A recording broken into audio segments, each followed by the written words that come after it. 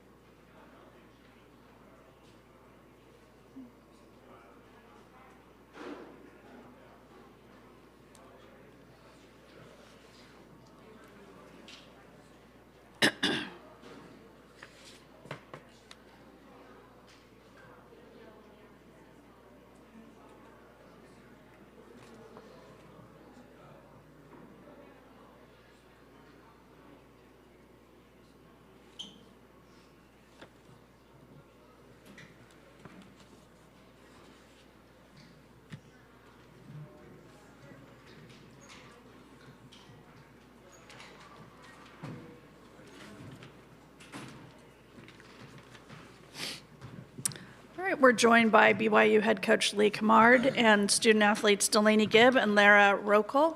Coach, you'll start us off with a comment on the game. Yeah, it was. I thought we started pretty good.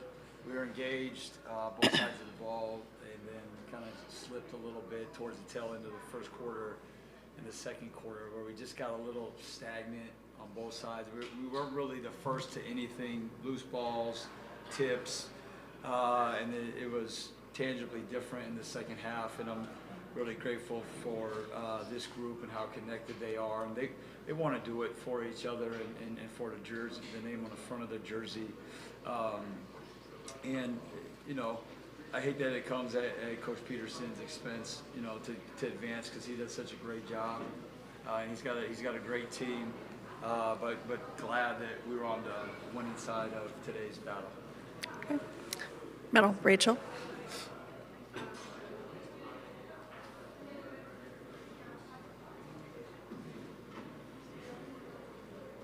Need a mic check? Braden.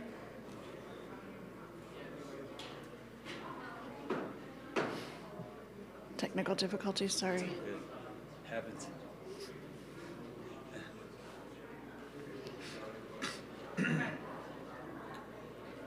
Shout it out. 43-16 run, second half. What was the message at halftime? I don't honestly remember specifically. Well, what I challenged them to do is just kind of do what we do. You know, we had some kind of made a couple of decisions in the first half, whether it was a kind of a flyer shot from Barber or Brindley, and I called them out on that. Just said, hey, wait for the good one, right? And just thought a few of us were a little slow, and we just kind of addressed it. But just the overall message was, do what we do. Okay, our good is good enough. And I thought in the second half we just stayed right in that framework and got a huge. I don't want this press conference to go on without letting Ari Mackey-Williams know that she was very instrumental in our run in the second half. She came in and gave us some poise and some composure, and she's been at this level for a long time and hit a big three on a baseline out of bounds. It's a baseline out of bounds we haven't run once the entire year, and we didn't execute it perfectly, but it was good enough. And just overall in the second half, we were who we are, you know, and these two right here made some great plays together. Coach, one of the assistants on staff, suggested an adjustment offensively because of the way that they were guarding Delaney Gibb. And we got probably 5 or 6 baskets from just switching and from her having the ball in her hands to getting it on a handoff. And it was just a great second half for us. Delaney, he mentioned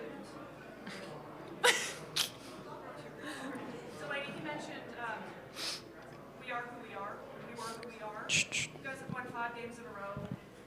Who is BYU during this stretch versus maybe BYU that we saw in November and December? Yeah, I feel like kind of all of the pieces to the puzzle are just coming together right now for us. We've talked all season about being a team that plays together and plays for each other, and I think that that's just been shown so well throughout these past 5 games. I think that, you know, we've been moving the ball so well. We've been getting great opportunities for each other, and then on defense, we've been, you know, just working hard, executing the game plan, and just being super focused and being tough. And so I think that's kind of why we've been successful so far these past 5 games. And it's fun basketball to play. You know, we work super hard on defense, and I think that transitions into easy offensive points. And Delaney, you obviously still very young in your career, but coming in here and being on this stage, your progression from last year to this year, the leadership role that the poise that you're bringing out there on the court on this stage, can you just kind of talk about your growth over the last 365 days since you were last time at this point? Yeah, I feel like in the off season, obviously I knew that I was going to have a different role. I went from a freshman to a sophomore on a team that's pretty young, and so I wanted to just kind of be more of a leader than I was. I'm not a super vocal person naturally, but that's something that lots of coaches have kind of tried to get out of me. But honestly, my teammates have helped so much. They've, you know, just helped me with confidence, instilled confidence in me as well as the coaches. And so I feel like it's been a pretty natural transition just because of how my teammates and coaches have helped me. Okay, over here on the right. Lee, yesterday it was Sydney's three-pointer. Today, was it Olivia's three-pointer that banked in that kind of gave you the final stop? Or where was that moment for you? I think Delaney had one and Liv had one too that were kind of in the shot clock situations, and just glad they went in today. Back to Rachel. This one's for you, Lara. And the microphone works for you. Yay. You guys are 13-0 when you score in double figures. You finished with 12 points today, almost a double-double. What did you felt like was working for you out on the court? I felt like I started a little slow. I was good on defense, but I never got going on offense in the first half of the game. But I feel like we just play together as a team, and if we move the ball and I get the ball down there, that's how I score. So I feel like just like us as a team coming together and actually playing as a team, got me going, and then also me getting fouled or trying to do stuff, and then getting some free throws. All right, anything else for the team? Thank you. Thank you. See you tomorrow. Yep. Thank you. Good luck. Congratulations. Yeah.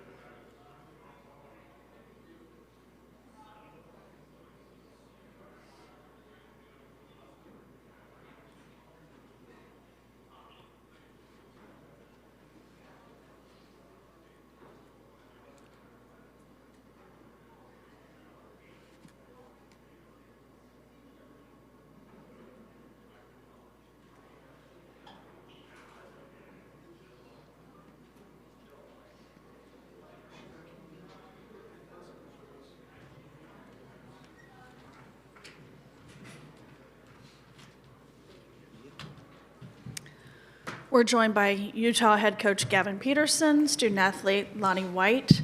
Coach, if you'll just start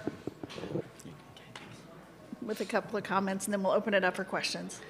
Yeah, hats off. BYU played really, really well in that third quarter and into the fourth.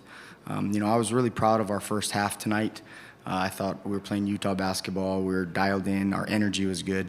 Then not sure what happened in that third quarter, but we kind of got away from that, maybe started pressing a little bit too much. And then they gained momentum. And in this time of year, momentum is hard to stop.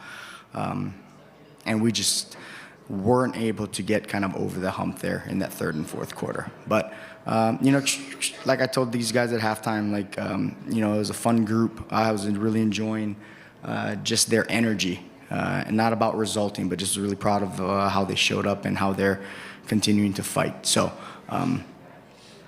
good in terms of we have a lot of youth, and, locker room, they're all hurting right now. And we want them to, sit in that and use that as momentum. Maybe that carries us into postseason with a little bit more of an edge. Questions right here on the right? Lonnie, just what's your overall thoughts right now? I'm hurt. No one wants to lose, in this tournament. It's tough because I think, we had a really good few days, getting up to this.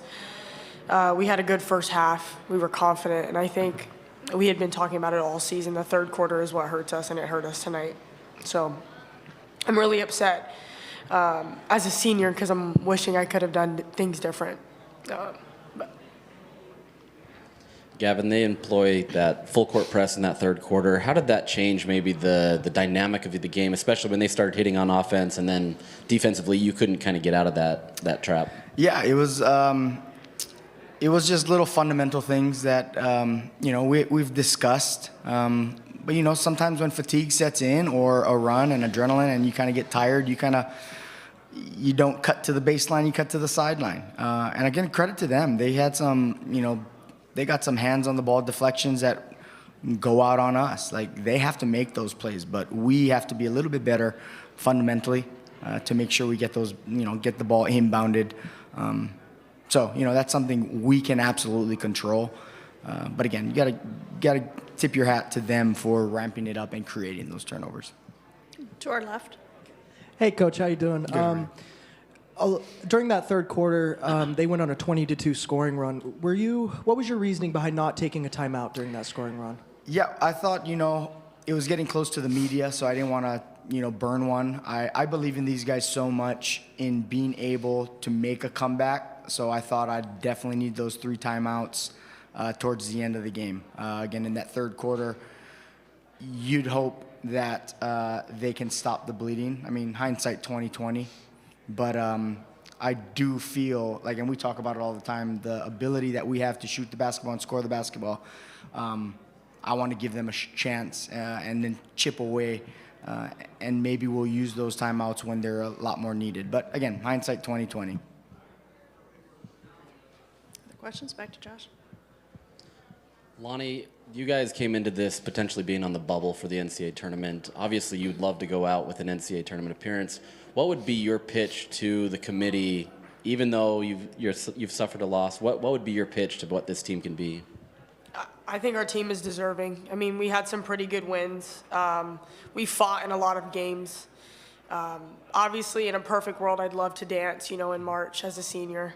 But man, I mean, whatever our postseason, however it plays out, we're just going to be grateful that we're still playing, to be quite honest with you. But I believe in this team, and whatever path we do take, that hopefully we're going to succeed. Back on the left. Lonnie, what would you take from this group of girls, especially being in your senior year? And you mentioned the path going up into this game.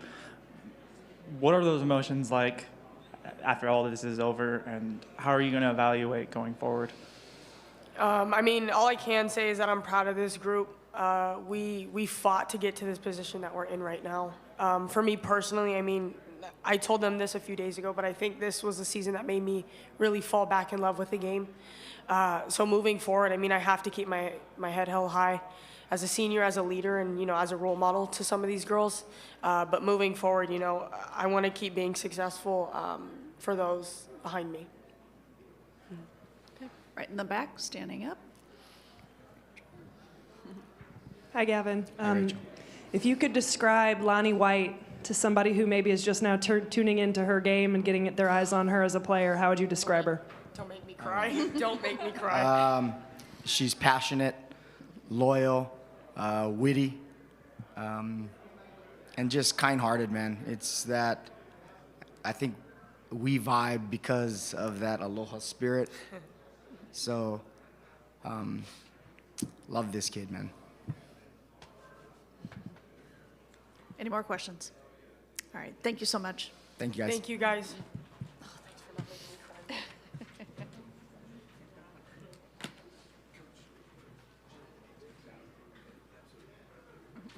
Thank you.